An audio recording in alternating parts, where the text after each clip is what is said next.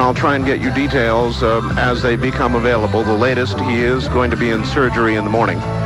He's in a heart center in Miami. I'm getting, obviously, a lot of communication. For example, Art, Philip J. Corso, Stephen Schiff, Speaking Wind, John Holloman, even Stephen Greer, who has cancer. Not to forget his assistant, by the way, who has now passed on because of cancer, Miss Adamak. And now Richard Hoagland. A lot of people die or get sick in a year's time, but not so many people with the same cause. Mathematics will tell you it couldn't be a coincidence.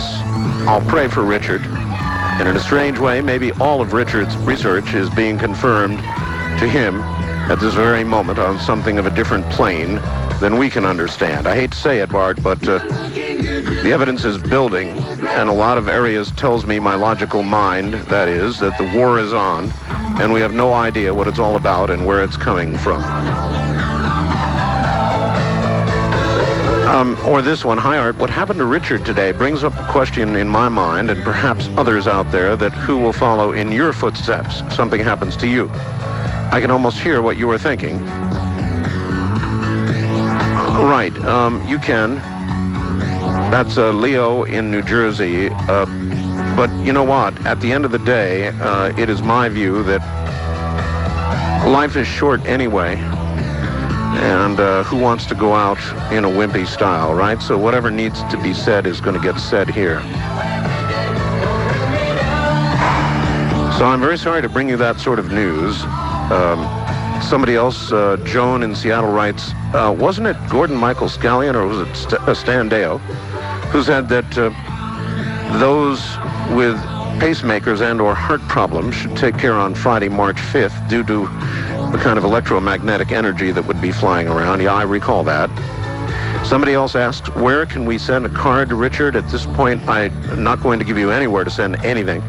And I certainly don't want any facilities in Miami bothered with thousands of people, well-wishers. And I understand that you would like to send something. So as soon as I'm able to get information on where you can send it, I'll give you an address. And in the meantime, what you can do is pray for Richard Hoagland. As you know, I am perhaps a little sketchy on the source of the power, but I have no doubt at all that mass mental concentration, prayer, if you will, does have an effect. The best we can do is try. So if you have an extra moment in your busy schedule, Richard could sure use your good thoughts, your white light, your prayer. But whatever it is you believe, if you send some good thoughts to Miami, it certainly won't hurt. So there you have it. Coming up in a moment, we're going to change gears because we have no further information at this moment to give you about Richard, other than again to say that those who have been attacking him recently have played a part in this, in my opinion. And those attacks have not been on his work, have not been on his science, but they have been of a vitriolic, personal, tear 'em apart kind of nature that smacks of an absolute agenda. And I think that those who have been doing it and those who have been giving either airtime to it or web space to it really should be ashamed of themselves. Attack the science, if you will, not the man. And those attacks, no doubt, have weighed heavily on him and had some effect on all of this. So there you have it. Any updates, and I'll get them to you immediately. Coming up in a moment, Kevin Ryerson. Commercial interruptus. But you noticed, now it's to the point where I'll begin to make a comment, and I'll look up and I'll notice that I still have one commercial to go and shut my mouth just barely in time.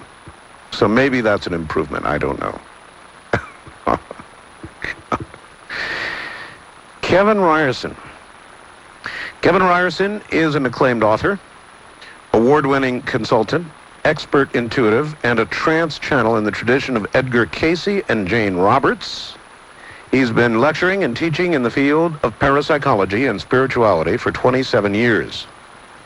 He's been a guest on national TV shows, including Oprah, Good Morning America, author of the landmark book, Spirit Communication, The Soul's Path, Shirley MacLaine's best-selling books, Out on a Limb, Dancing in the Light, and it's all in the playing, highlighted Kevin's intuitive abilities. You'll recall he's a good friend of Shirley's.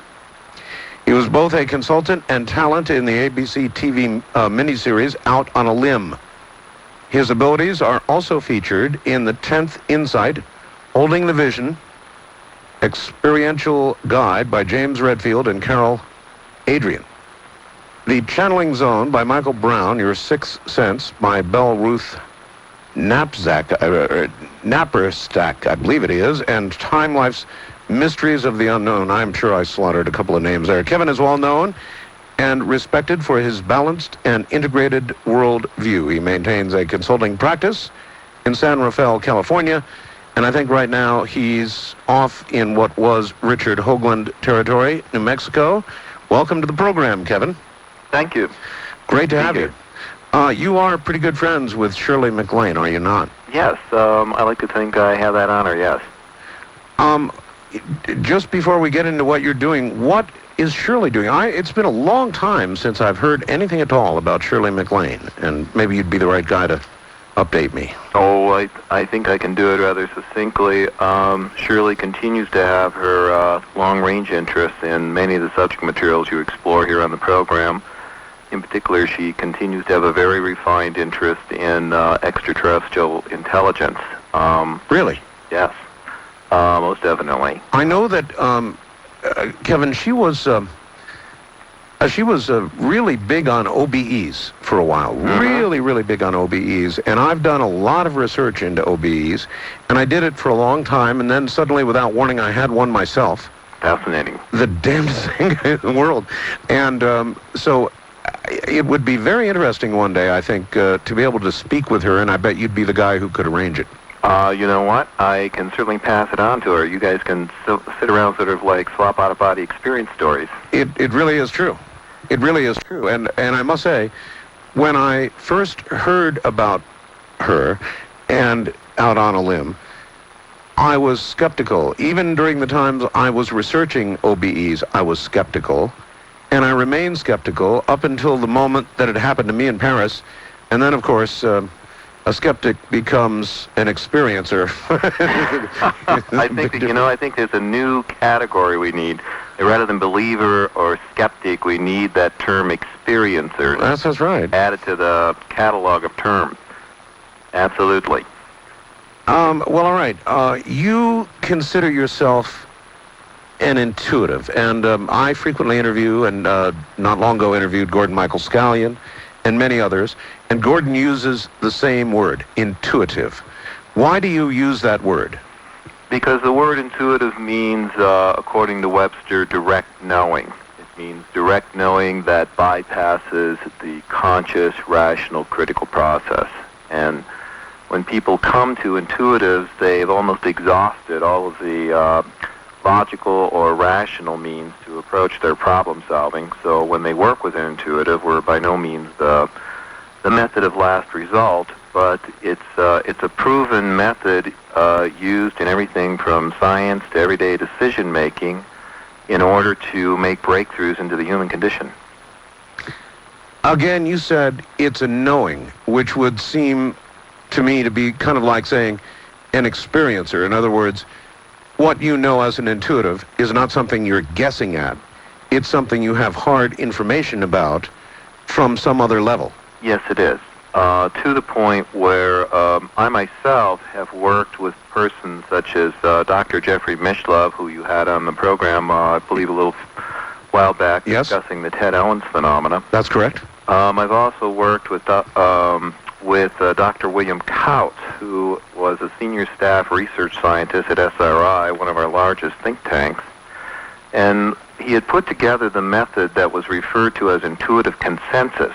And he would actually work with ongoing research at SRI in areas such as earthquake triggering mechanisms, areas such as exploring at the time what AIDS was. We were able to develop, before science had been able to confirm it experimentally, that AIDS indeed was a retrovirus, that it was the protein coding that altered and not its interior DNA, as well as even a methodology for treatment that is now standard in the field in a form of a trifold antiviral approach because of the nature of the ability of the AIDS virus to adapt. So intuition and the intuitive consensus can be applied in a very, very practical manner for generating knowledge or generating information that is then in turn verifiable by the more standard means of science.